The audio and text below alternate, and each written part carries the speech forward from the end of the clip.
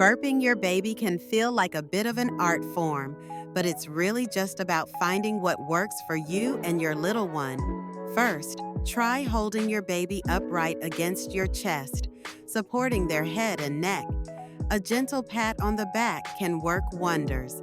If that doesn't do the trick, try sitting them on your lap, leaning them slightly forward, and rubbing their back in a circular motion. Remember, every baby is different. Some might burp right away, while others take their sweet time. And don't stress if they don't burp every time. Sometimes they just don't have anything to release. Just keep it calm and enjoy those sweet moments together.